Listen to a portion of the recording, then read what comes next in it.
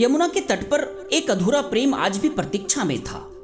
महाभारत समाप्त हो चुका था, द्वारका का सिंहासन चमक रहा था, पर उस पर बैठा राजा रात के सन्नाटे में अब भी ब्रज की ओर देखता रहता था। और उधर ब्रज में यमुना के किनारे राधा बैठी थी, बालों में चांदी थी, पर आंखों में वही पुराना प्रश्न लिए बैठी थी। लोग कहते थे कि राधा अब तपस्विनी हो गई है, पर भीतर वह आज भी वही प्रेम थी जो मुरली की एक धुन पर अपना संसार भूल जाती थी।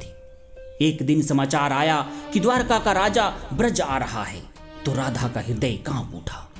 वर्षों का मौन आज शब्द मांग रहा था।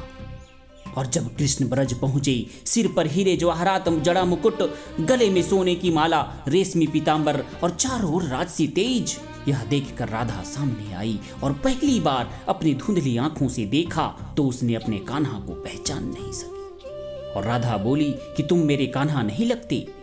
यह बात सुनकर कृष्ण चुप हो गए।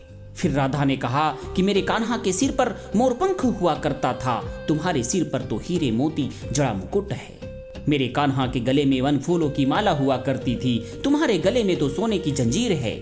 मेरे कान्हा की धूल मेरे आंचल में बसती थी, तुम्हारे चरणों में तो राजसी चंदन लगा हुआ है। तुम मेरे कान्हा नहीं हो, तुम तो वासुदेव हो, द्वारका के राजा।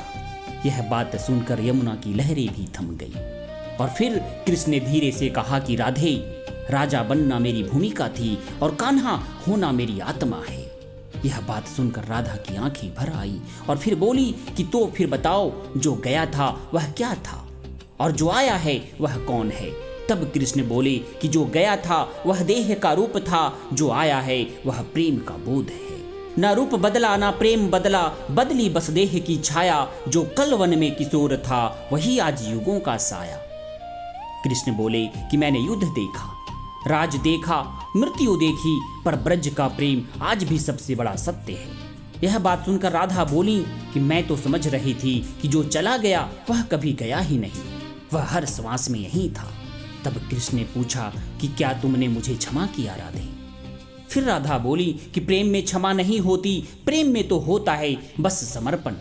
तू गया तो देह रोई, पर आत्मा तुझ में रही, वियोग ने ही सिखाया हमें कि प्रेम की परिभाषा यही। यमुना बहती रही, पत्ते कांपते रहे और समय जैसे एक सांस में रुक गया।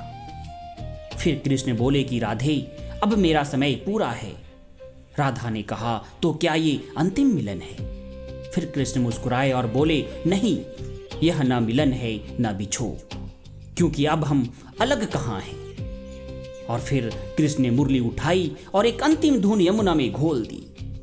उस धुन में न तो युद्ध था, न राज, न मुकुट, न माला, था तो बस सिर्फ प्रेम था। जो प्रेम देह से ऊपर उठ जाए वही राधा कहलाए, जो प्रेम देह से ऊपर उठ जाए वही राधा कहलाए, जो प्रेम युगों तक बह जाए वही कृष्ण बन जाए। और शायद यही कहानी हम सबकी भी है।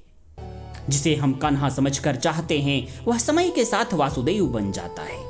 जिसे हम अपने जैसा समझते हैं वह एक दिन अपनी जिम्मेदारियों का मुकुट पहन लेता है और हम कहते हैं कि तुम बदल गए हो, और सामने वाला सोचता है कि मैं मजबूर हो गया हूं। राधा ने भी यही देखा था, मोरपंख की जगह मुकुट, वनमाला की जगह सोने की माला, पर अंत में उसने यह समझ लिया कि कपड़े बदल सकते हैं, भूमिका बदल सकती है, पर प्रेम अगर आत्मा से जुड़ा हो तो वह नहीं बदलता। आज के रिश्ते में भी यही सबसे बड़ी सीख है कि अगर तुम किसी से उसकी भूमिका के लिए प्यार करते हो तो वह भूमिका बदलते ही रिश्ता टूट जाता है, और अगर तुम उसकी आत्मा से प्यार करते हो तो राजा भी वही रहेगा और ग्वाला भी वही। यही राधा कृष्ण का प्रेम है और यही आज के समय का सबसे बड़ा सबक। तो प्रेम से बोलो राधे राधे।